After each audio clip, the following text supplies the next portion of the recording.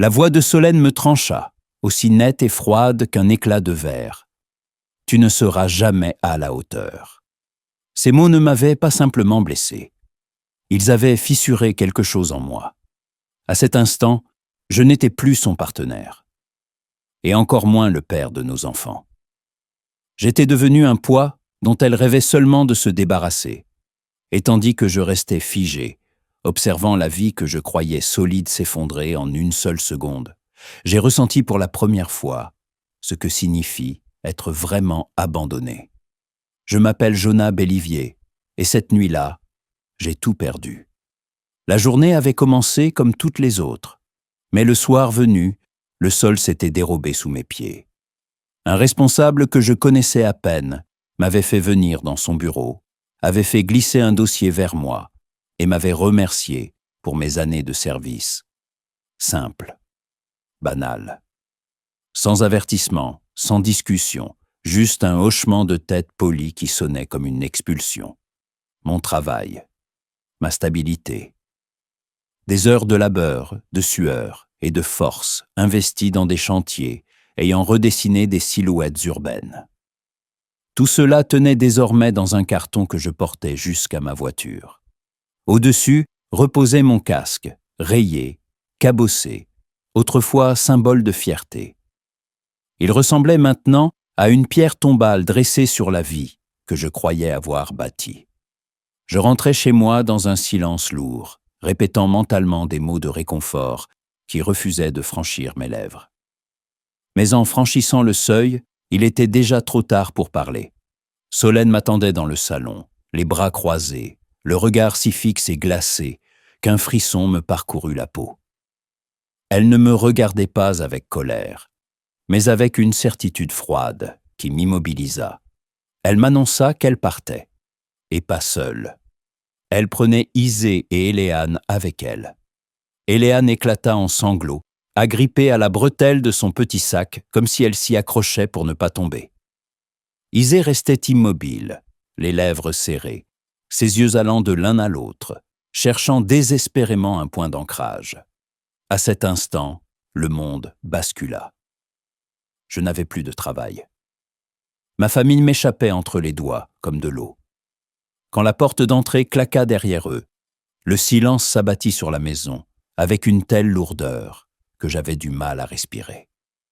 J'avais cru autrefois que Solène et moi étions indestructibles, que notre mariage reposait sur quelque chose de solide plutôt que sur des illusions fragiles.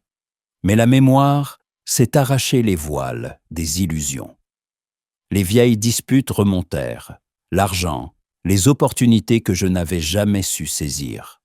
Elles voulaient toujours plus haut, tandis que je m'accrochais à la stabilité, comme si cela pouvait suffire au bonheur. Dans ma tête résonna sa voix tranchante, la même qui déchirait nos nuits blanches jusqu'à l'aube. Tu ne cherches jamais à t'élever. Tu te contentes de ce que tu as. Je me persuadais qu'elle était simplement en colère, que l'amour survivrait à toutes nos déceptions. Mais sous ces mots se cachait une vérité que je refusais de voir. Un soir, je l'avais entendu parler avec sa sœur dans la cuisine. Je n'avais pas eu l'intention d'écouter, mais le ton de sa voix m'avait cloué sur place. Elle ne se demandait pas si elle partirait. Mais quand elle partirait, chaque mot s'enfonçait plus profond, preuve que son cœur m'avait quitté bien avant qu'elle ne le fasse elle-même. Et cette prise de conscience se répandait en moi comme un poison. Ainsi, ce qui venait d'arriver aujourd'hui n'était pas soudain. Les fissures avaient grandi pendant des années, dans chaque dispute, chaque soupir, chaque seconde de silence pesant. Et debout dans cette maison vide, j'ai compris. Ce que je vivais n'était pas un coup de foudre, mais l'effondrement inévitable d'une structure que je n'avais pas su maintenir. Quand Solène partit avec les enfants, le silence devint insupportable. Je quittai la maison et errais dans la ville, sans but, guidé uniquement par le poids dans ma poitrine. Les néons se brouillaient quand je franchis la porte d'un bar délabré. Un whisky bon marché me brûlait la gorge, vers après vers, sans jamais atténuer la douleur. À un moment, je me retrouvais de nouveau dehors, et le froid frappait plus fort que l'alcool. Une voiture klaxonna furieusement. J'avais trop près débouché sur la route, titubant, et les phares arrachèrent de mon visage à la nuit. Un instant, j'étais prêt à tout lâcher, à me dissoudre dans l'obscurité. Mais mes jambes me portèrent plus loin, jusqu'à l'ancien dépôt ferroviaire. Les rails rouillés disparaissaient dans la nuit, et les fenêtres brisées de la vieille gare laissaient miroiter des graffitis. Mon père m'y emmenait autrefois, m'apprenait à compter les wagons du TER qui passaient comme un serpent d'acier grondant. À présent, l'endroit était aussi vide que je l'étais moi-même. Et c'est alors que je le vis. Un vieil homme, assis sur un banc, fendu, son silhouette découpée par un lampadaire mourant. Il leva les yeux, comme s'il m'attendait depuis toujours. Se pencha légèrement, avec calme et assurance, et parla d'une voix qui fendit la nuit. « Tu ressembles à quelqu'un que j'ai connu autrefois. » Le vieil homme ne broncha pas quand je m'approchais. Il restait droit, dans son manteau usé, les mains posées sur ses genoux. Quand il parla de nouveau, sa voix était posée, lourde. « Tu as le même regard que j'avais autrefois. » Ses yeux se plantèrent dans les miens, perçants, inébranlables, comme s'il voyait chacune de mes fissures. Je voulais partir, mais quelque chose en lui me retenait. Il reprit, plus lentement, choisissant ses mots. Il dit qu'il s'appelait Marceau et avoua qu'il avait été père lui aussi. Un homme persuadé que la sévérité passait par le silence et que la tendresse se montrait en s'effaçant. Le travail l'avait englouti et l'orgueil l'avait réduit au mutisme là où il aurait fallu demander pardon. Quand il comprit ce qui comptait vraiment, sa famille était partie, ne laissant derrière elle que des pièces vides et un prénom que plus personne ne prononçait. Il sortit de sa poche une vieille photographie, bord usé, couleur effacée. Un garçon y fixait l'objectif, les yeux grands ouverts, inquiet, figé pour toujours dans la jeunesse. « Mon fils », murmura-t-il en passant son pouce sur le visage de l'enfant. La douleur marquait chaque ride un peu plus profondément. Un frisson parcourut mon dos. Dans sa voix, dans ses regrets, j'entendis mon propre écho. Pour la première fois, je vis ce que je pourrais devenir si je continuais de sombrer. Son histoire n'était pas une tragédie lointaine. C'était un avertissement gravé dans sa chair. Et soudain, je compris. Son passé pouvait devenir mon avenir. Sa voix, alourdie par les années, s'adoucit encore. Il raconta que son fils était parti un jour et n'était jamais revenu, avalé par le silence qu'ils entretenaient entre eux.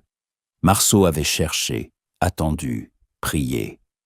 Mais les années passaient et l'espoir se consumait, laissant place au regret. Cette absence le hantait comme une ombre à laquelle on ne peut échapper. Son regard se planta dans le mien, sans ciller, transperçant jusqu'à mon souffle qui s'emballait. La nuit semblait s'effacer autour de nous, laissant seulement ses yeux et ma respiration heurtée. Puis, fermement, avec une lourdeur qui m'écrasa la poitrine, il prononça les mots qui se gravèrent en moi pour toujours. Ne les abandonne pas comme je l'ai fait. Les murs de la gare semblaient m'en se resserrer, m'écrasant de toutes parts. Dans ces quelques mots, j'ai revu Isée, son regard incertain. J'ai revu Éléane, ses doigts tremblants, accrochés à la sangle de son sac. Je les ai vus glisser vers un avenir où leur père disparaîtrait simplement de leur vie. Mon ventre se noua, ma gorge se serra sous le poids de l'évidence. Un instant, le désespoir tenta de m'attirer vers le fond, murmurant qu'il était trop tard. Mais quelque chose se fendit en moi et s'ouvrit. Une vague de détermination, fragile mais farouche, me traversa. Je ne pouvais pas laisser mes enfants grandir en croyant que j'avais abandonné. Pas maintenant. Jamais. Je serrai les poings et les mots de Marceau étouffèrent mes doutes. Alors, là, sur ce quai désert, je fis un serment. Mon histoire ne finirait pas comme la sienne. Je quittai la gare et les paroles de Marceau résonnaient encore dans ma poitrine. Les rues étaient plongées dans ce silence qui rend les pensées plus bruyantes encore. À chaque pas revenaient les images d'Isée, perdue, et d'Éléane, ses sanglots étouffés. Je ne les laisserai jamais croire que leur père les a abandonnés, murmurai-je dans la nuit. Un vœu adressé non pas à quelqu'un, mais à moi-même. Quand je rentrai chez moi, le vide en moi semblait plus lourd encore que l'obscurité dehors. Sur la table m'attendait une enveloppe épaisse, frappée du sceau du tribunal. Un frisson glacé glissa le long de ma colonne, alors que je l'ouvrais. Solène avait déposé une demande de garde exclusive. Page après page, les lignes noires confirmaient ce que ma peur murmurait déjà. Elle voulait me rayer entièrement de la vie des enfants. Je m'affalai dans le fauteuil. Les papiers glissèrent et s'arrêtèrent auprès de mon vieux casque et d'une pile de plans inachevés. Autrefois, ils représentaient le progrès, la solidité, l'avenir. À présent, ils ressemblaient à des reliques d'une vie depuis longtemps enterrée. Au fond du dossier, une lettre de son avocat attira mon attention. Elle était accompagnée d'un procès-verbal de la police, un avertissement pour ivresse sur la voie publique. C'était ce soir-là, jadis, quand j'étais sorti du bar droit vers les gyrophares d'une voiture de patrouille. J'avais oublié depuis longtemps, elle, non. Ma gorge se serra. Je fixai ce rapport, comprenant à quel point cela pouvait être utilisé contre moi. Dans cet instant, la peur tenta de briser la détermination que je venais tout juste de retrouver. Mais je ne pouvais pas rester immobile. Le lendemain soir, je pris la route vers la maison de ses parents. Les phares découpèrent les crépuscules épaississants et mes mains tremblaient sur le volant. Quand je frappais, la porte s'ouvrit et je tombais sur des regards glacés. Solène se tenait dans le couloir, les bras croisés, ses parents derrière elle tels des juges silencieux. La tension était étouffante. Ses mots fendirent l'air sans pitié. Elle me traita de fardeau, d'homme qui n'a rien à offrir et qui ne fait que tirer tout le monde vers le bas. Pendant des années, j'avais avalé ses reproches. Mais cette fois, le feu en moi m'empêcha de me taire. Je soutins son regard et lui dis d'une voix ferme qu'elle pouvait détruire notre mariage si elle le voulait, mais qu'elle ne m'arracherait pas ma place dans la vie de nos enfants. Éléane s'agrippait à la manche de sa mère, les yeux pleins de larmes, trop petite pour comprendre, mais assez grande pour sentir la douleur. Dans un coin, j'aperçus Isée, à moitié cachée derrière l'embrasure de la porte. Le visage livide, la mâchoire crispée. La dispute enflait, les mots devenaient de plus en plus tranchants, jusqu'à ce qu'Isée craque soudain. Il se jeta vers moi, m'enlaça, et sa voix déchira le vacarme. « Papa, on a encore besoin de toi. » Éléane se dégagea de sa mère et me prit la main. La pièce se figea. Le visage de Solène se troubla, une fêlure apparut dans sa certitude. Pour la première fois depuis des années, je vis le doute dans ses yeux. Et je compris alors que le combat ne faisait que commencer. Mais pour la première fois aussi, je savais, je n'y entrerais pas seul. La salle d'audience sentait le vernis et le papier, un air stérile qui coupait le souffle. Assis à la table du défendeur, j'avais les paumes moites et les genoux lourds comme du plomb. Solène et son avocat prirent la place en face. Elle évitait de me regarder. Droite, maîtrisée, sûre d'elle. Sa confiance était devenue une arme, affûtée comme une lame. Le juge ouvrit l'audience et l'avocat de Solène entra aussitôt dans le vif du sujet. Il me dépeignit comme un homme brisé, sans emploi, instable, irresponsable. Il rappela cette nuit d'alcool, le procès-verbal de police, énumérant chaque faiblesse que j'avais tenté d'oublier. Chaque mot s'abattait sur ma poitrine comme un marteau. Les regards semblèrent se resserrer autour de moi, ne voyant plus que mes chutes et mes erreurs. Mon avocat me souffla de garder mon calme, mais le silence pesait plus lourd encore que les accusations. Mes mains tremblaient, jusqu'à ce que mes doigts touchent le papier dans ma poche. Le dessin qu'Isée m'avait offert quelques mois plus tôt. 3 silhouettes se tenant la main sous un soleil bancal. Je sortis la feuille et la serrai comme une bouée de sauvetage. Lorsque le juge s'adressa à moi, je me levai. Ma voix vacilla, mais je me forçai à parler. Je ne suis pas parfait. Je suis tombé, je me suis trompé. Mais je ne tournerai jamais le dos à mes enfants. Pour moi, ils ne sont pas un fardeau. Ils sont le sens de ma vie. Qu'on m'enlève mon travail, qu'on doute de ma solidité, mais personne ne pourra effacer mon rôle dans la vie de mes enfants. La salle se figea. Plus un froissement de papier, plus un grincement de chaise. Personne ne m'interrompit.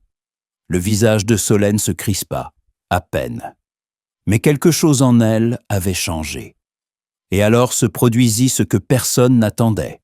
La voix d'Isée, faible mais ferme, monta des rangs du public. On veut juste que papa soit avec nous. Éléane se tenait à ses côtés, agrippée à sa manche, hochant la tête avec ferveur. Le juge se pencha en avant, une lueur de surprise traversant son regard. Dans le silence qui suivit, il n'y avait plus de vide. Il devint dense, tendu, comme si toute la salle retenait son souffle autour de cette unique demande d'enfant. La mâchoire de Solène se contracta, le doute entailla sa certitude au vu de tous. Et dans cette seconde suspendue, je compris, tout venait de changer. Pas à cause de mes paroles, mais parce que mes enfants avaient choisi d'être à mes côtés. L'image du tribunal continuait de résonner en moi, même une fois sur le parvis. Issé et Éléane, debout près de moi, leurs voix fendantes dans le silence. Ce moment s'était comme gravé dans ma poitrine. Pour la première fois depuis des années, je ressentis quelque chose de plus fort que la honte. Je sentis que l'on me voyait, pas le monde, pas Solène, mes enfants. Mais quand l'adrénaline retomba, une autre pensée se remit à tirer sur moi, comme un fil qu'on ne peut plus ignorer. Marceau. Sa voix m'avait accompagné à chaque pas de cette bataille devant le juge. Ne les abandonne pas comme je l'ai fait. Ces mots n'étaient pas qu'un conseil. Ils étaient devenus l'axe sur lequel je m'appuyais chaque fois que j'étais sur le point de flancher. Je lui devais plus que de simples remerciements. Je lui devais la vérité sur la manière dont il avait bouleversé ma vie. Alors, cette nuit-là, je ne rentrais pas directement dans mon appartement vide. Je roulais à travers la ville, jusqu'à ce que la silhouette rouillée du dépôt ferroviaire se découpe au loin. La gare semblait encore plus solitaire que la première fois. Le vent sifflait à travers les vitres brisées. L'herbe poussait entre les rails. Je m'approchais du même banc fendu où Marceau s'était assis, m'attendant autrefois, croyant reconnaître la forme de son vieux manteau. Mais l'endroit était vide. Seulement quelques mégots et une petite tache de cendre qui s'effrita sous ma chaussure. Le lendemain matin, je pris mon courage à 2 mains et commençai à poser des questions sur lui. La vendeuse de l'épicerie du coin fronça les sourcils en entendant son prénom. « Marceau » répéta-t-elle en penchant la tête. Le vieux qui dormait près de la gare ? Il était mort depuis longtemps. Elle se pencha un peu plus vers moi et baissa la voix, comme si elle parlait d'un fantôme. Il y a plus de 10 ans, le cœur. Personne n'est venu réclamer son corps. Triste histoire. Ces mots frappèrent plus fort que n'importe quel verdict. Je la regardais, attendant qu'elle esquisse un sourire, qu'elle dise qu'elle se trompait. Mais son expression ne changea pas. Marceau, bien réel, un homme de chair et de sang. Celui qui s'était assis en face de moi, les yeux pleins de regrets, avait quitté ce monde depuis longtemps. Je retournais à la gare dans une sorte de brouillard.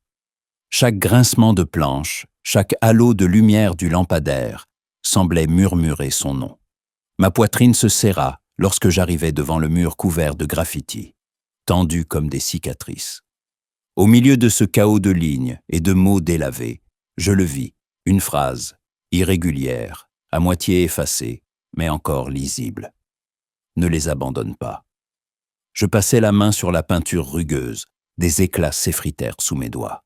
Ma gorge se noua. Avait-il écrit cela lui-même, des années plus tôt, gravant sa faute dans la brique pour que personne ne répète ses erreurs? Ou bien l'avais-je inventé, un esprit désespéré, forgeant la figure d'un guide à partir de l'ombre et des souvenirs? Cette pensée me rongeait, mais la réponse n'avait déjà plus d'importance. Qu'il ait été réel ou non, Marceau m'avait donné quelque chose de précieux. Il m'avait donné la force de me relever quand tout s'effondrait autour de moi. Son avertissement m'avait tiré du bord du gouffre.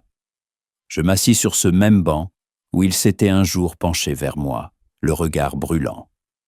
L'air de la nuit se déposa sur ma peau comme une fraîcheur coupante. Je fermai les yeux et j'eus presque l'impression d'entendre sa voix à nouveau. Grave, lourde, inébranlable. Ne les abandonne pas comme je l'ai fait. Les larmes me montèrent aux yeux quand le poids de ces mots retomba sur moi. Qu'il soit un fantôme, un souvenir, ou simplement un vieil homme accroché à son passé, cela n'avait plus d'importance. Il avait réussi à m'atteindre. Il m'avait laissé quelque chose que je ne pourrais jamais lui rendre. Il m'avait laissé un rappel, une présence, même cabossée, vaut plus que tout ce que le monde peut enlever. Quand je me levais du banc, le ciel pâlissait déjà. Je regardais une dernière fois le mur. Le graffiti délavé brillait légèrement sous le lampadaire, comme une promesse gravée dans les os de la ville. « Merci », murmurai-je dans le vide, en espérant qu'il l'entende d'une façon ou d'une autre. Puis je tournai les talons vers le matin, emportant ces mots dans ma poitrine, comme une encre qui me tiendrait toute ma vie. Les morceaux de ma vie ne se sont pas réassemblés à la perfection. Mais j'ai appris à reconstruire avec ce qui restait. Le travail ne tombait qu'au compte-gouttes. Je prenais de petits chantiers, réparer un perron, colmater une fuite, refaire une vieille installation électrique. On me payait peu, mais chaque tâche me rappelait que mes mains pouvaient encore fabriquer quelque chose de solide. Mais le vrai fondement se construisait dans les moments de silence avec Isée et Éléane. J'étais là quand Isée étalait ses cahiers sur la table de la cuisine et me demandait de l'aider sur un exercice qui le dépassait. J'étais là quand Éléane voulait taper dans un ballon jusqu'à la nuit, son rire roulant dans la cour comme le vent. Elle collait de nouveaux dessins sur mes murs. Nous trois, dessinés en couleurs vives sous un soleil de travers. Solène gardait ses distances, ses mots restaient tranchants, son ton méfiant. Mais parfois, quand Isée se laissait aller contre mon épaule, ou quand Éléane tirait sur ma manche, certaine que je répondrais, il y avait dans son regard quelque chose qu'elle ne parvenait plus à cacher. Dans ces instants, quelque chose en elle se faisait plus doux. Ce n'était pas une réconciliation, mais c'était une reconnaissance, un respect. Un soir, je m'asseyais dans la pénombre de mon vieux salon et je regardais le dessin d'Éléane au-dessus de la cheminée. Un soleil bancal, 3 silhouettes se tenant la main. Il n'était pas parfait, mais il était entier. Je murmurais les mots qui m'avaient guidé à travers toutes les tempêtes. Ne les abandonne pas comme je l'ai fait. Et je compris. Voilà où résidait ma valeur. Ni dans les salaires, ni dans les titres, mais dans le fait que je suis là, encore et encore. Et tant que je continuerai d'apparaître dans leur vie, je ne les décevrai jamais.